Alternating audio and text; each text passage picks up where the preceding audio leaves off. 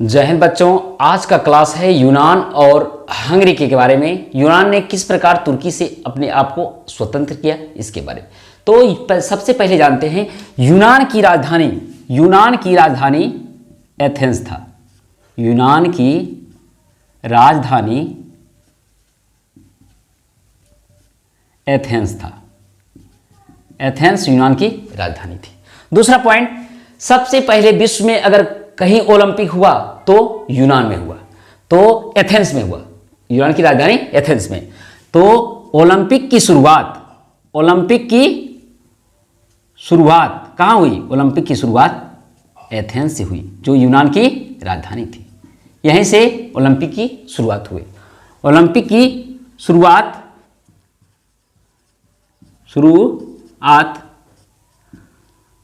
Athens से हुआ। कहां से हुआ? एथेंस से। दूसरी पॉइंट, अगला पॉइंट, यूनान ने पूरे यूरोप को ही नहीं, पूरे विश्व को ज्ञान विज्ञान साहित्य में कुछ देने का काम किया। ज्ञान विज्ञान संस्कृति और साहित्य, ज्ञान विज्ञान संस्कृति साहित्य इत्यादि देने का काम कौन किया? यूनान ने किया। और वही यूनान आज यूनान एक कैसा देश था? ईसाई देश था। यूनान एक ईसाई देश था, परंतु उस पर तुर्की जो एक मुस्लिम कंट्री था, मुस्लिम देश था, उसका अधिकार था। उसका कहां था? अधिकार था। और इस अधिकार का मुख्य कारण था तुर्की का फ्रांस से दोस्ती। तुर्की फ्रांस का दोस्त था, जिसके कारण कोई भी देश इसके ऊपर आक्रमण नहीं करता था, क्योंकि फ्रांस से हर कोई डरता था, सबसे ज्यादा ताकतवर था। और जब मेटरनिख ने वियना सम्मेलन बुलाया, मेटरनिख ने वियना सम्मेलन बुलाया, तो सभी जगह राजा बनाया। सभी जगह इटली, फिर ये ले लीजिए इटली, रूस, आपका ऑस्ट्रिया, इन सारे देशों में, फ्रांस, इन सभी देशों में क्या बनाया? राजा बनाया, राजतंत्र स्थापित किया। परंतु यूनान में नहीं कर पाया। क्यों? क्योंकि यूनान में जो दोस्त था, यूनान किसका? ये तुर्की का जो दोस्त था फ्रांस, उसके डर से वो भी वहां नहीं बनाया। सभी बोले, परंतु वो कहा भाई इससे मोल झगड़ा कौन लेता है? जबरदस्ती इससे करने के बाद हो सके फ्रांस क्रोधित हो जाए तो फिर लड़ाई झगड़ा हो जाएगा, इसलिए वो भी छोड़ दिया, वो भी मना कर दिया। मेटरनिख ने वियना सम्मेलन में भी वहां पर एथेंस या यूनान में राजतंत्र स्थापित करने में असफल रहा। कहां? यूनान में। यहां पर राजतंत्र स्थापित वो भी नहीं कर पाया वियना सम्मेलन। उसके बाद देखा गया हर कंट्री में इस बात की चर्चा होने लगी। जितने भी यूरोप के जितने भी ईसाई कंट्री थे, सभी चर्चा होने लगी। देखिए हमारा देश यूनान, जो हर किसी को कुछ ने देने का ही काम किया, और वहां पर आज क्या स्थिति है? आज वो एक ईसाई कंट्री होते हुए वो एक मुस्लिम कंट्री का गुलाम है, अधीन है। तो हम सबको चाहिए कि हम सबको मिलकर उसे आज़ाद कराए, परंतु फ्रांस के डर से कोई एक होना नहीं चाहता था। उसी समय जब ये राष्ट्रवादी आंदोलन चल रहा था यूनान में, उसी समय एक इंग्लैंड के एक मशहूर कवि थे, जिसका नाम था लॉर्ड वायरन। ये बहुत अच्छी कविता लिखते थे, और खास करके यूनान के ऊपर, जो यूनान गुलाम था तुर्की का, उसके ऊपर बहुत बढ़िया बढ़िया कविता लिखते थे, जिसके कारण इसकी कविता को पढ़ के सब कोई बड़ा ही अच्छे महसूस करते थे, और सब में राष्ट्रवादी की भावना जागृत हो रहे थे। वो उनके यहाँ के एथेंस के बारे में बहुत कुछ लिख रहे थे। परंतु उनके दिमाग में एक बात आया कि हम यहीं से इंग्लैंड में रहते थे लॉर्ड वायरन, वो बोले इंग्लैंड में रह के हम जब इतनी अच्छा कविता लिख सकते हैं, वहाँ के जब गए नहीं और उसके बारे में ऐसे लिख रहे हैं, क्यों ना एक बार वहाँ घूम के आए, एथेंस एक बार देख के आए, यूनान जाएं और वहाँ पर देखें कि किस प्रकार लोगों को वहाँ पर प्रताड़ित किया जाता है, कैसे रहते हैं लोग। वहाँ जाके एक बार यूनान जाके देख लें और उसके बाद फिर से कविता लिखें। तो वो आए यहाँ पर देखने के लिए आए, यूनान देखने के लिए जो ही आए, लॉर्ड बायरन यहां पर जो यूनान देखने के लिए आए, उनका यहां सायरन बजा दिया।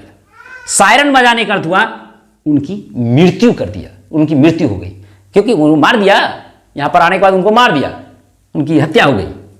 अब जब यह हत्या हो गई, तो क्या पूरे इस ईसाई कंट्री में यह फैल गया बात और सभी में चर्चा का विषय होने लगा। अब बैठक का दौर चालू हो गया। अब जितने भी ईसाई देश के लोग थे, यूनान, इंग्लैंड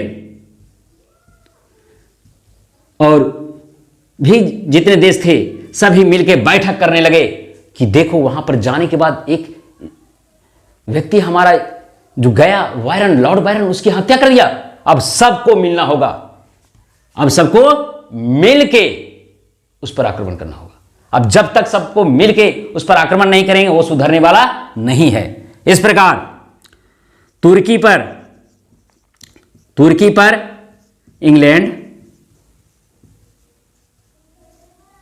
रूस, यूनान, इन सभी ने मिलकर आक्रमण किया 1827 ईस्वी में।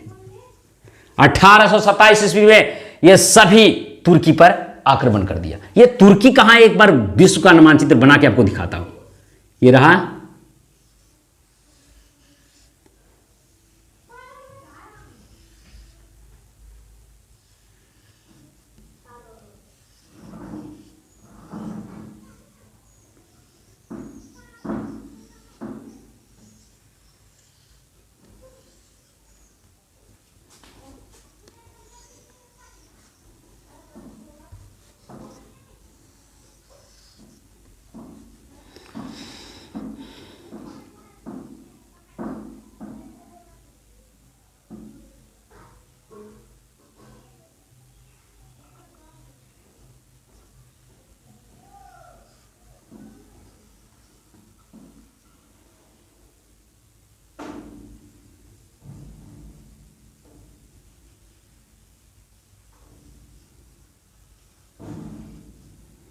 ये भारत इस जगह पर, यहाँ पर है जर्मनी, फ्रांस, जर्मनी, यहाँ पर इंग्लैंड,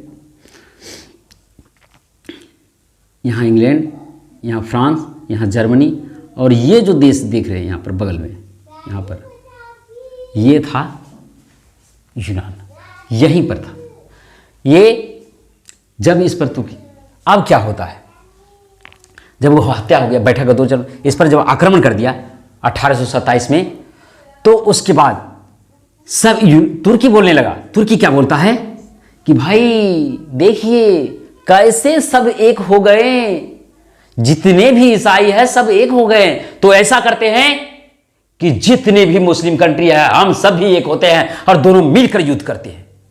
जब ऐसी बात चली तो ईसाई कंट्री तो अपनी सभ्यता और संस्कृति के लिए एक हुए थे, तो तुर्की किसके लिए एक कर रहे हैं? ये सब बात जब पूछे इस्लाम कंट्री पूछे क्या कि भाई वो तो अपनी सभ्यता संस्कृति के लिए एक हो रहे हैं, मैं क्यों एक हूं भाई? जब तुम वहां पर यूनान पर, जब तुम वहां पे धन कमा रहे थे, तुम उसको गुलाम बन के जो वहां का पूरी संपदा का जब तुम लाभ उठा रहे थे, क्या तुम मुझको बांट के दिया?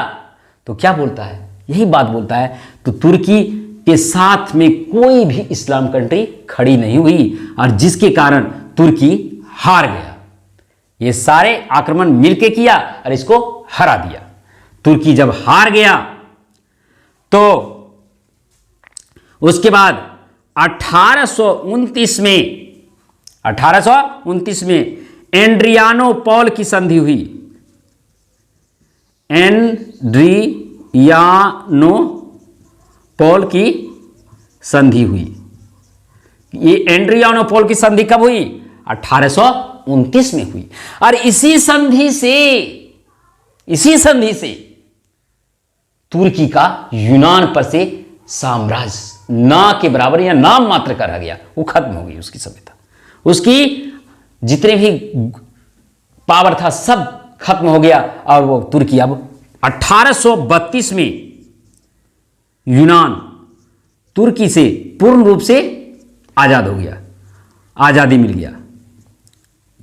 1832 में यूनान को आजादी मिल गया और वहां पर अब यूनान पर आटो का शासन स्थापित हुआ।